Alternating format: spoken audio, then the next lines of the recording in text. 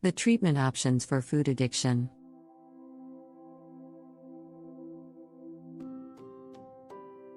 Although food addiction is not considered a mental disorder under the DSM-5, it can be treated and supported similarly to other addictions. Fortunately, several programs and therapies may provide treatment.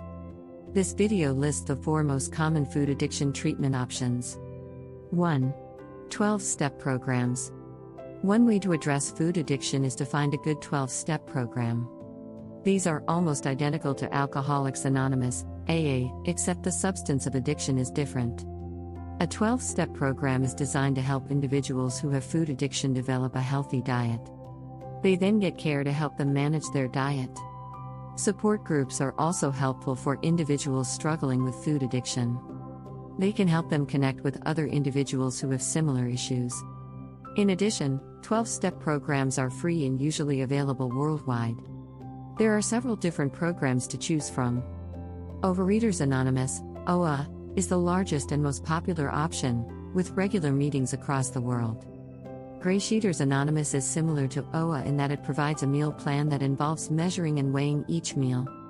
While it's not as widely used as OA, it can still provide support through phone and online meetings.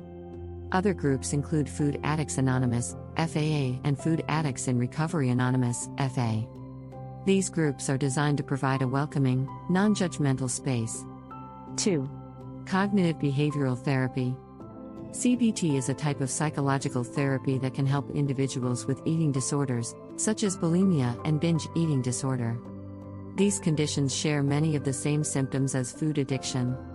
People who have experienced eating disorders or food addiction should be referred to a psychologist.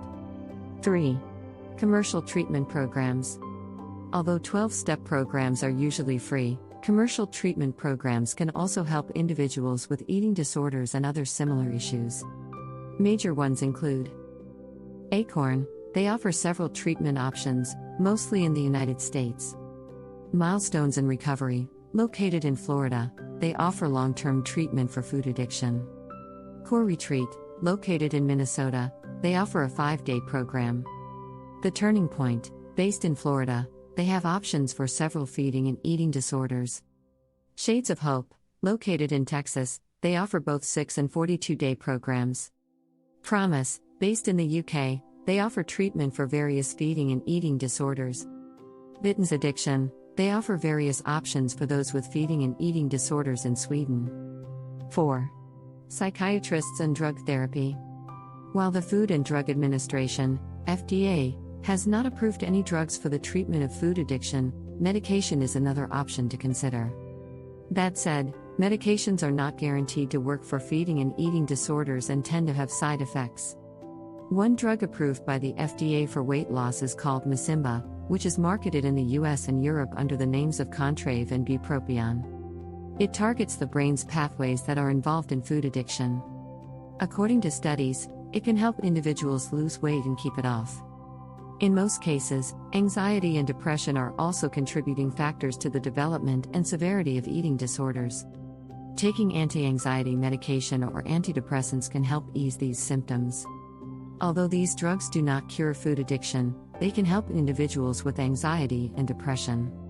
By taking these medications, they can help them focus on recovering from an eating disorder.